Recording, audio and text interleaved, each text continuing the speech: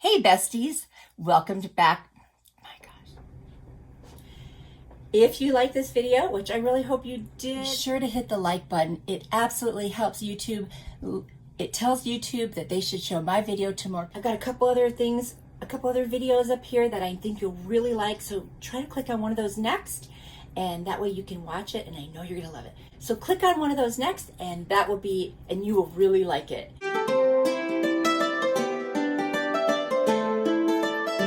Hey guys, welcome to my channel.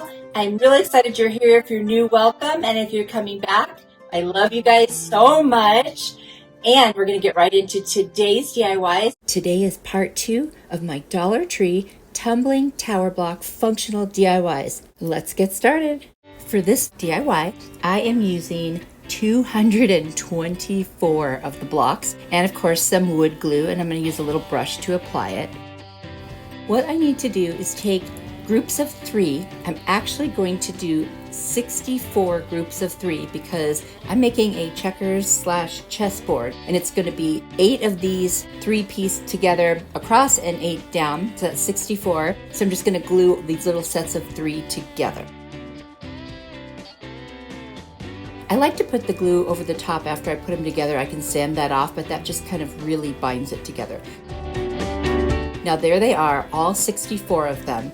That was a lot, let me tell you. And now I just placed the pieces that are going to be on the side. There's 8 on each side, so 8 times 4 is 32. They're not glued down yet, but I just wanted you to see kind of what that shape would look like. I've got this MDF board. It actually came with some furniture I ordered. It was part of the packing and I saved it, of course.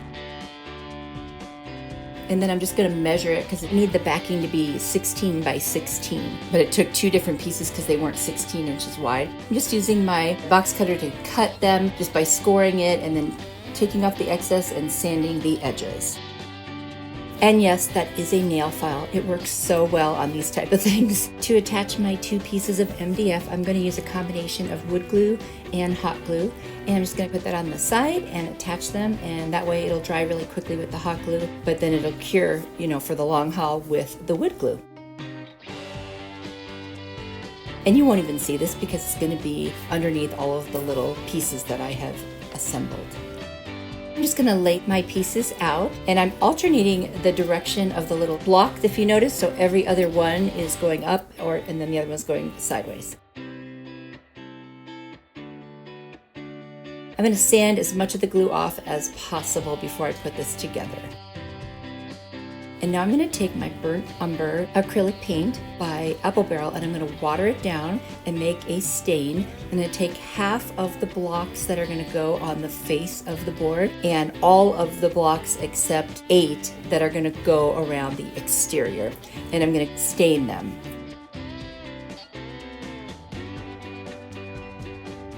And I'll wipe away the excess.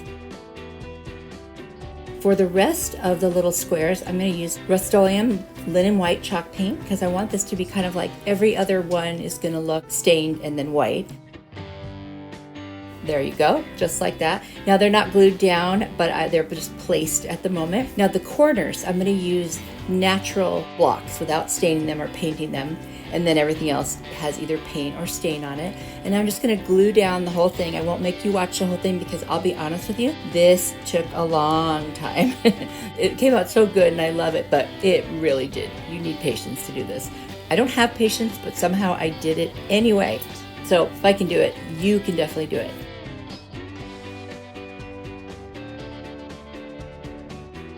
And yay, the last 2 pieces. I can't tell you how happy I was at this moment.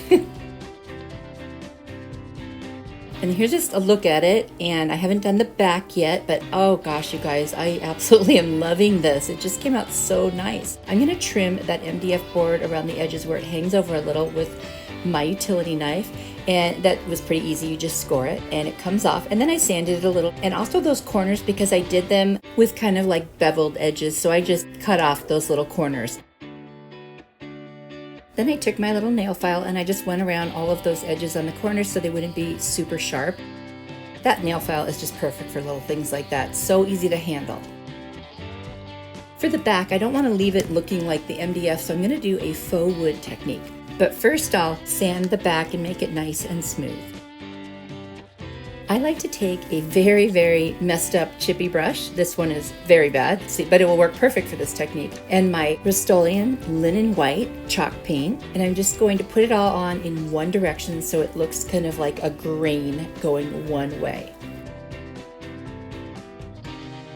I dry that with my heat tool from Amazon so that I can move on to the next step. And I recently got this tool from Amazon, and when you roll it across, it'll make a kind of a wood grain look. So I'm going to try it today. But first I'm going to use my Antique Wax by Waverly, and I'm going to apply that in the same direction as I did the white paint, so it has that grain look. But when you do the wax over the white paint, it looks like real wood. It's amazing. And once I finish painting that, I'm going to add a little extra on the top to make it a little thicker, and then I'm going to take that roller and just go over it, and it's giving it some really interesting lines, and I'm loving that so far. And I'm doing it in little sections that are about as wide as the roller itself. Now once I get those all on there, I'm going to take a little brush and I'm going to kind of twist it like around in a circle. You'll see me doing that here in just a moment, and make a few wood knots, and they came out pretty nice. You just have to push hard when you do it so that it really moves, in this case, the antique wax around.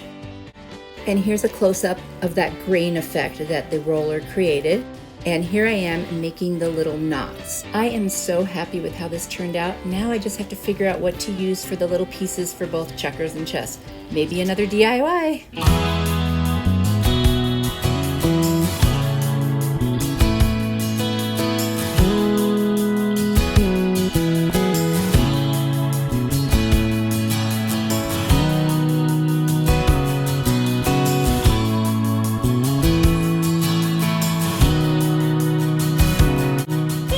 If you're not subscribed, but if you want to, it's free. Go ahead and hit that subscribe button, and definitely please hit the like button, because that helps YouTube know that more people should see my videos. Thank you so much. I appreciate it. For this DIY, I'm going to use 35 of the tumbling tower blocks, and I'm going to make a wall hanging that holds little flowers or plants. So like if you want to propagate, for example, you could use this for that. So it's functional, but it will also be decorative. Now I'm going to make 16 of these little like L shapes, so that's 32 blocks right there, and I'm just going to glue each set of 2 together, and then I'm going to glue them stacked upon each other. It's kind of like a herringbone pattern, and there it is. I love that look so much. Then I'm going to have 3 more blocks, and those will be my little shelves. I have these cute little glass containers. They're mini from the Dollar Tree, and they can be used, like I said, you could put water in them to propagate a plant, like when you cut off a little piece and you want to start growing it, or you could put faux flowers in there. I'm going to do that just for the purpose of the video. And now I'm just seeing how I'm going to do it. Put some wood filler on there. That's going to be a problem later. I'll show you. I taped in the middle where I decided I want to make it 2-tone, so on the bottom I'm using the Rust-Oleum linen white chalk paint, and I'm going to put that on the edges as well up to the tape. And then I'm going to sand it a lot. I want this to be very, very distressed, and I love that look where you can just see some of the white paint, but you see a lot of the wood. That is just a really cool look to me. And I'm also going to take my nail file and sand around the edges. Now I'm going to use my stain that I make homemade, which is with the burnt umber paint from Apple Barrel, and mixed with water. Now, because I put the wood filler on there, it does not stick to that area, and I didn't sand it good enough. You see here, that looks terrible. I try like 3 times and then finally decide I'm gonna go get my sander and I'm gonna sand it way down, which I did. And then at that point, I was able to actually apply the stain.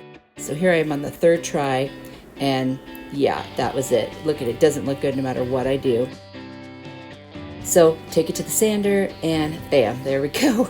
And now look what happens when I use it. It's completely beautiful. It looks perfect. I'm going to do those edges as well. And I decided not to wipe the excess because I love the look. I'm going to take my little nail file and I'm going to just sand off any of the excess paint or stain that got on the back so it's nice and clean. And then I'm going to use a sawtooth hanger that I have ordered on Amazon, and I'm just going to put that in the back to hang it. And I'm going to cover the whole thing with my polyacrylic protective finish. I stained the 3 little shelves, and I'm going to hot glue them directly onto the front of my little plant stand. Now I'm kind of offsetting 2 to the left and 1 to the right just to give it a staggered look. Because this won't be heavy, I didn't think it needed E6000, but you certainly can do that.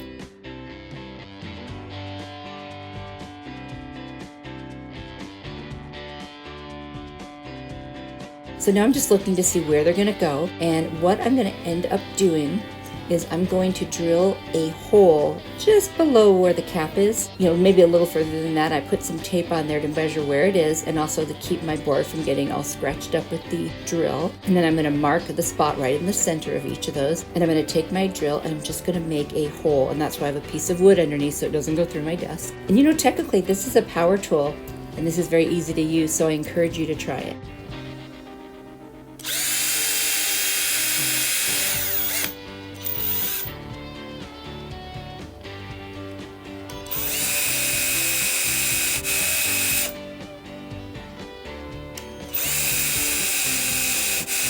Next, I'm going to take some twine. I'm going to cut 3 pieces of the same size, and then I'm going to take a little needle that I have, and I'm going to thread the twine in it. I'm going to double it up and put a knot on the end that's folded so it'll stay on the back, and I'm going to thread the 2 pieces on the other end where I have, where it's doubled up, and I'm going to put it right through the hole, pull it through, and then make sure the knot is big enough to not go through the hole.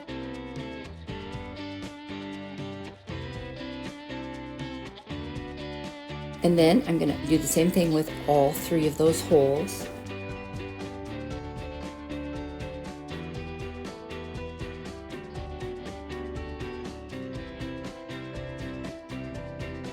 I've also got this really cute ribbon that I ordered on Amazon. I love the ticking stripes. And I'm going to measure 3 pieces, 1 for each of the little baby containers that wraps around it perfectly. I'm going to hot glue it on. I'm going to do it right about where that twine is coming out when I place it on the little shelf, and you'll see why in a second.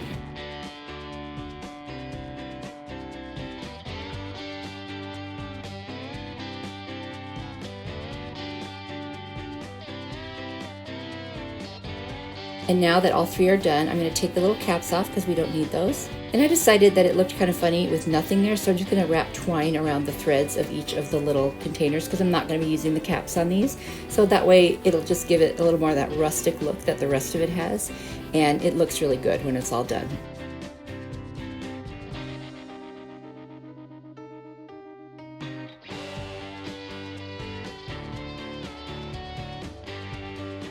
Now that I've got all 3 of those done, I am going to secure those knots on the back with a little hot glue. Now I'm going to put some hot glue right in the center of where the 2 pieces are coming out, and I'm going to set the glass container right there that holds it in place, and I'm going to tie a double knot in the front, and you see how it lines up between the 2 black stripes, and that's what I was hoping for. And then I'm going to trim each of those 2. I did that with all 3, and it just came out so cute. I love it.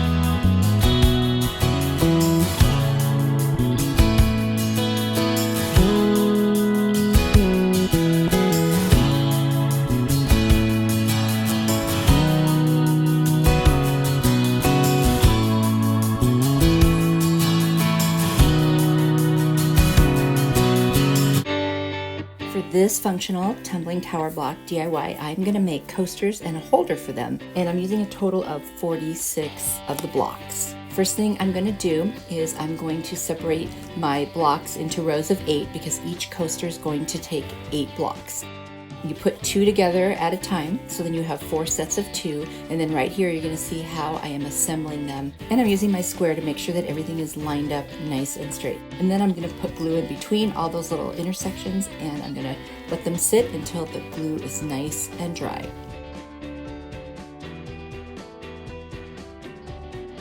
They're super, super easy to make. The hardest part is waiting for the glue to dry.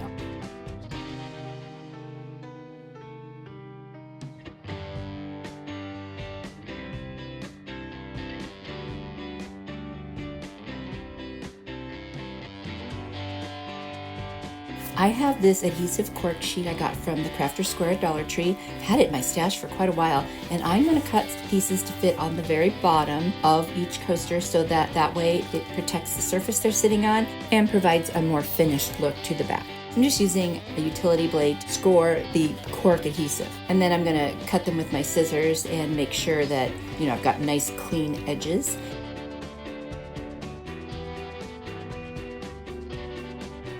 I'm going to take off the backing and I'm going to apply it to all 4 of the coasters.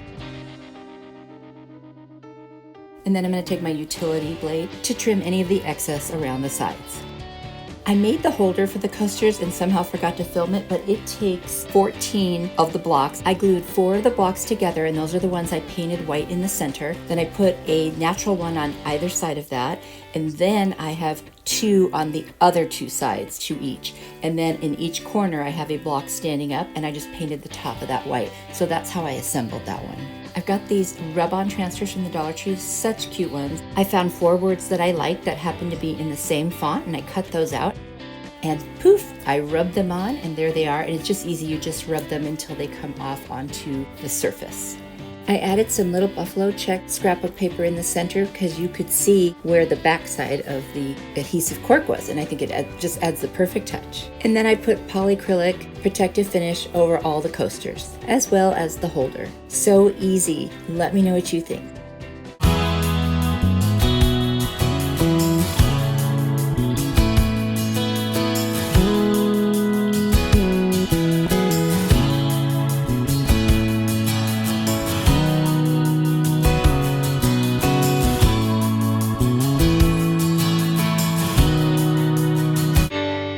For this DIY, I am making a perpetual calendar. I don't know if you've ever seen those before. They're made out of wood, and then they have the months of the year and the different dates on the blocks. So you can, change the date to whatever you want. I'm using a total of 63 blocks for this, some wood glue, and I'm going to go ahead and start assembling the pieces. So for the rectangle part of this, it's going to take 8 pieces across and 8 pieces on the bottom, and then 5 on each side. So I'm working on those right now, and I'm just putting them together in those increments of blocks and using a generous amount of glue because, wood glue does become part of the wood, and that's the best hold you can get. For the blocks that are going to have the date numbers on them, you will need 12 tumbling tower blocks for each one of those.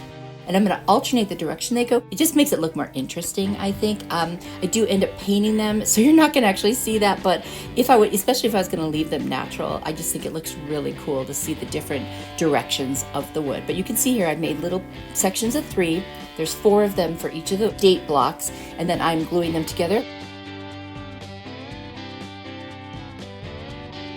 And there's my block.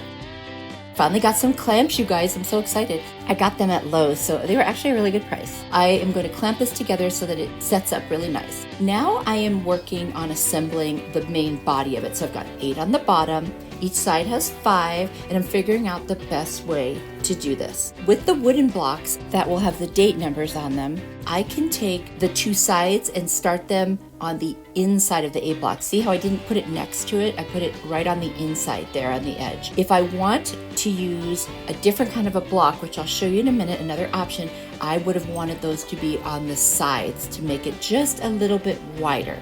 So just keep that in mind. If you're going to use wood blocks, you can do it just like this perfectly. If you decide to use my other option for the date blocks, you'll want to make sure it's wider. And there it is, the whole rectangle. And now I'm going to work on the little blocks that have the months. So you need 6 of those because you're going to put a month on each side. And I did use my Cricut, and I used a font that makes me think of like Ray Dunn because I wanted this to kind of have a Ray Dunn look. I'm going to glue these pieces together now to create my little section where that's going to sit. And then I'm going to take those other blocks and paint them all white. So here I am creating the housing for my months of the year. Now, I will tell you, I did make a mistake, and I don't know if you can tell, but on the left there's a block that's hanging down just a little bit too much. I pushed it back up, you just saw, and then it goes down again, and I didn't catch it, and it ends up setting that way, and I can't get all my blocks in there now. So I could take it apart and fix that, but I'm just not going to this time. I didn't want my little calendar to be just plain wood, so I'm sanding it down, and I'm going to use some really nice scrapbook paper. You see that blue buffalo check scrapbook paper I got at Hobby Lobby? I'm going to use that. My first thought I was going to do the trim in this yellow with my Arteza paint pens. I did change my mind, and I ended up painting it white after, so whatever you like. It's got to go with your decor. I don't know why I thought the yellow would go. It definitely doesn't. So you'll live and learn. Now I'm going to start cutting out this paper to attach to all of the sides. I'm going to keep that trim a color. In this case, it's going to be white, but I'm cutting the pieces that fit all around the outside of that housing and in the inside as well.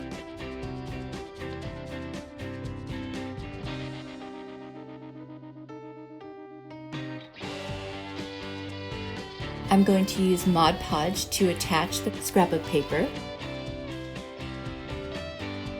And there you see me applying it. This is to the very top. And so that's the first piece. And then I'm going to put the 2 on the side of that. And I use my little nail file to go around the edges and just sand in a downward motion to get rid of the excess. I always think that's the cleanest way. There I've done all the pieces and I've repainted the trim white. And I just think it's so cute, you guys. I love it. It's very farmhouse and it'll go with my things. Now these are the ones I'm going to use for the months. Anytime I use the blocks like this, I do sand around the edges because they do get kind of sharp. So I did that first. And I'm going to paint them in the Rust-Oleum linen white chalk paint, and I'm going to seal them with my polyacrylic protective finish. And then I'm going to, when they dry really well, I'm going to put my decals on there.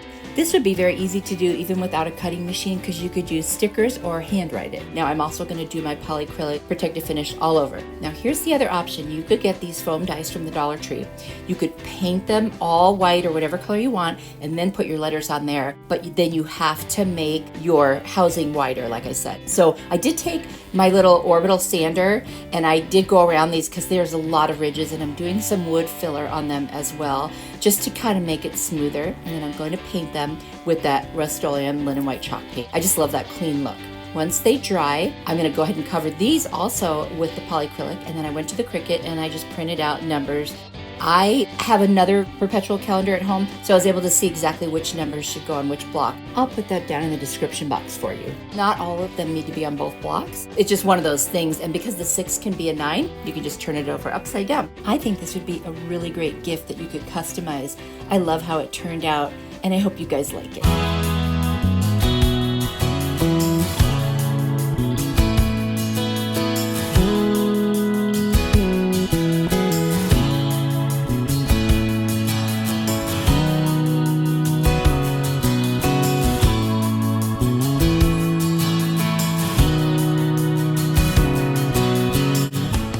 And now for one last look at all 4 of my Dollar Tree tumbling tower block functional DIYs. They were really fun to make. I have some favorites. I love the coasters, and I really, oh gosh, I love the chessboard. I don't know. I love them all. You have to tell me what your favorite is. I'd love to hear it. Tell me in the comments, what do you want to see next on my channel? And I'll do my best to try to make that happen.